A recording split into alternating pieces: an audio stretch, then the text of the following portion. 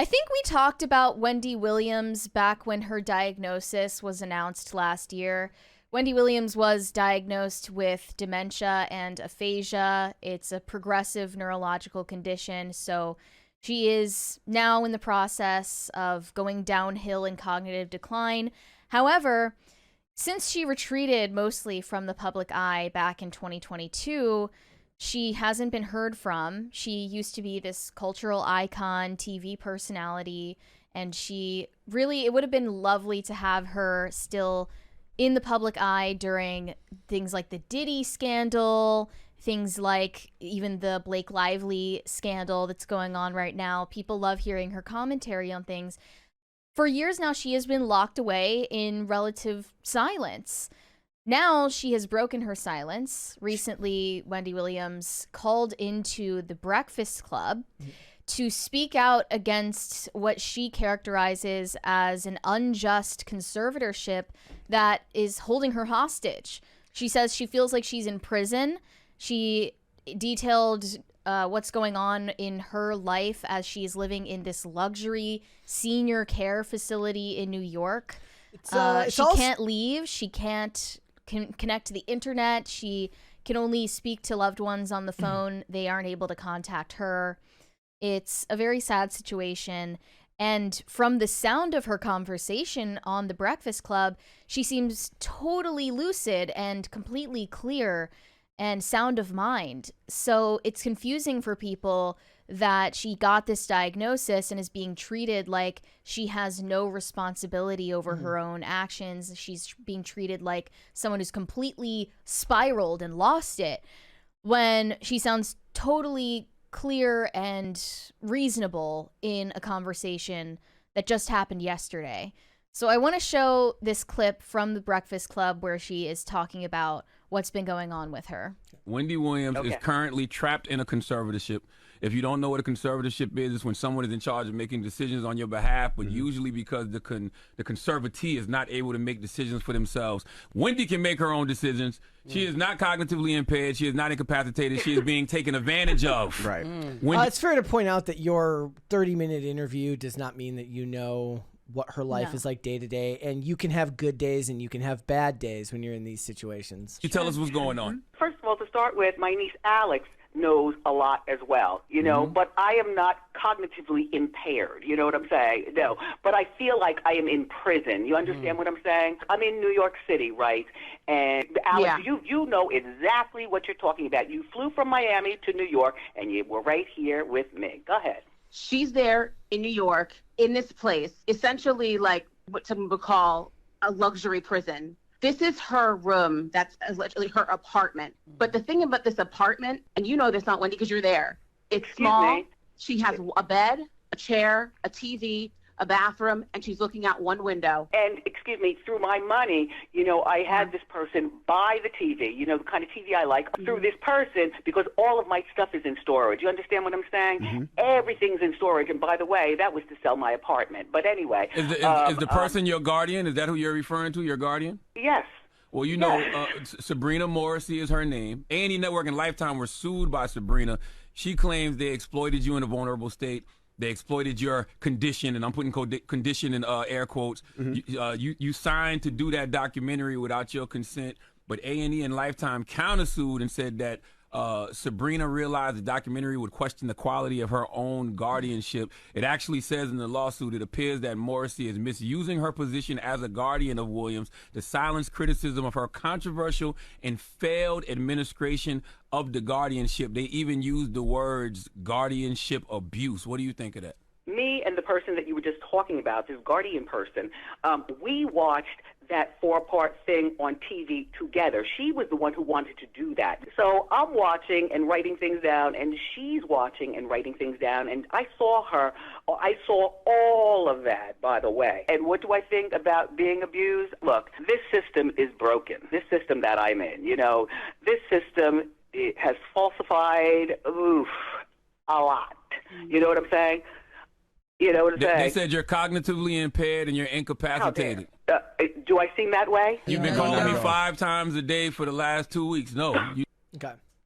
So she went on there to defend herself and remind people that she still understands what the public perception of her is, and she wants to counteract that. Mm-hmm.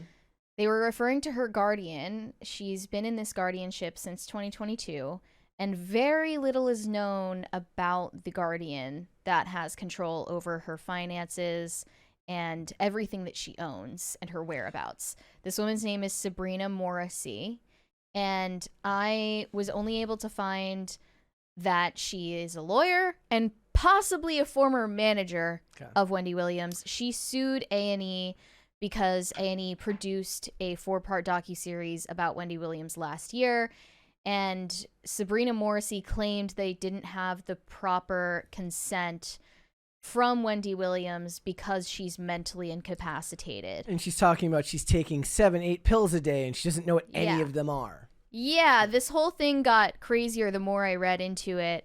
So she is in this place. She says, I feel like I'm in prison. The people here are in their 90s, their 80s, 70s. There's something wrong with these people here on this floor. She herself is 60, by the way.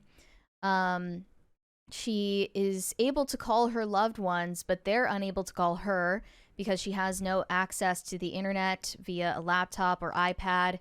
She said she's spent her last 3 birthdays alone due to their high security at the facility. She called it emotional abuse.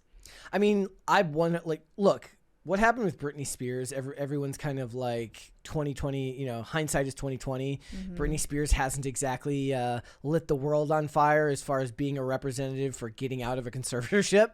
Right. And make of that argument what you will. But do I believe that there's ridiculously corrupt law firms that would stand to make a ton of money from a situation like this? Absolutely. Yeah, definitely. And this is turning into a free Wendy movement.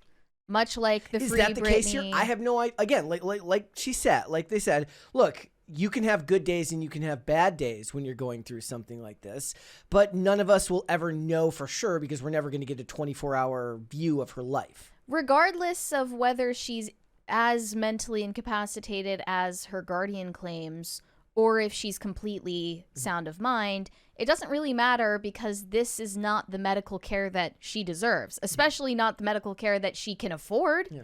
This is abusive regardless of whether she's sound of mind, because she's not even allowed to see people. She also says most of the social interaction she has at this point is with what she calls the nursemaids, who bring her all of this mystery medication. She said that she's given 7 pills a day to take, and she has no idea what they contain. It's to the point where, excuse me, doctor, can you please tell me what this pill is for?